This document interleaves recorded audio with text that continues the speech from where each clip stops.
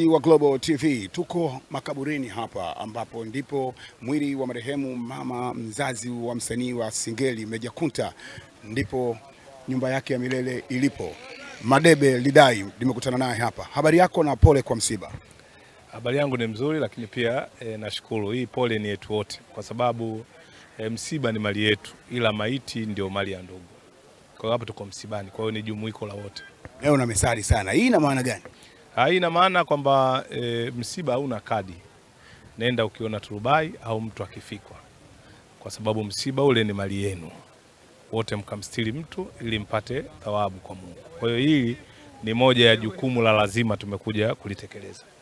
Madebe Lidai, wewe ni mkazi wa Temeke na wakina Meja Kunta ni wadogo zako. Ulivyosikia taarifa hii ya msiba, kwako likugusa kwa namna gani? Mimi sikujisikia vizuri kwa sababu mama tunamjua, ni wa mtaani, na Meja ni kijana wetu ambaye tumekuwa naye, tumemwelewesha mpaka alikofikia, ni jitihada zetu ambazo ziko ndani yake. Kwa hiyo ni kitu ambacho kimetugusa, na ndio maana tumetoka tulikotoka, tumekuja kujumuika ili tumstiri mama yetu. Na kwa sababu ni kijana wa Temeke, lakini pia mama yake na Meja walikuwa kimfahamu, kwa jinsi ambavyo labda ulibahatika kukaa naye, kuzungumza naye, alikuwa ni mama wa namna gani hususan kwa vijana? Ni mama kwa kwanza hakuwa na ubaguzi, maskini ya Mungu. Na alikuwa anaendelea na biashara zake za hapa na pale. Unajua biashara zake za samaki ni za muda sana. Na hata mauti inaonekana imemkuta akiwa katika mipango yake ya kibiashara. Kwa hiyo ni mama mcheshi, ni mama ambaye alikuwa anaishi na kila mtu kwa namna ya wewe utakavyoona unaweza kuwa naye.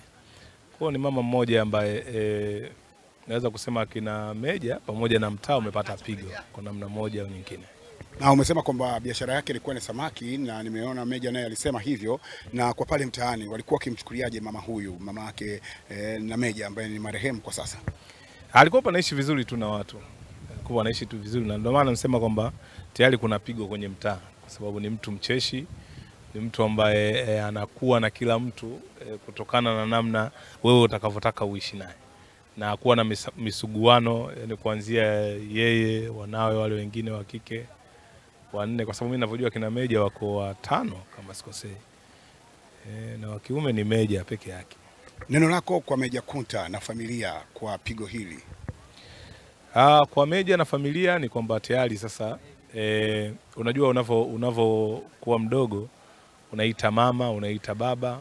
Kwa hiyo mama na baba wakiondoka, kama ni mwanaume wewe ndio unabaki baba, mwakilishi wa baba aliondoka. Kama ni mwanamke wewe ndio unabaki mama. Kwa hiyo Meja ajione sasa yeye ndiye mzazi aliyebaki kuwalea dada zake pamoja na wanawe.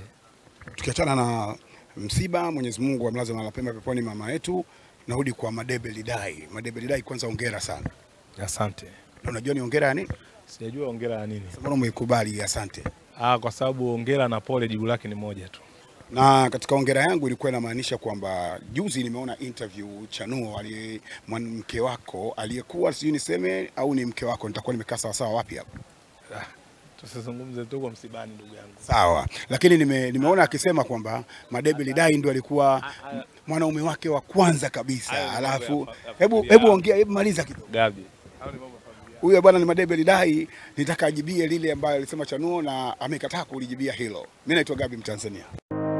Ili kuwa mwanafamilia bora wa Global TV, usisahau kusubscribe, like, kushare na kucomment. Baada ya kusubscribe, bonyeza alama ya kengele ili kupata taarifa kwa kila video inayopanda Global TV Online.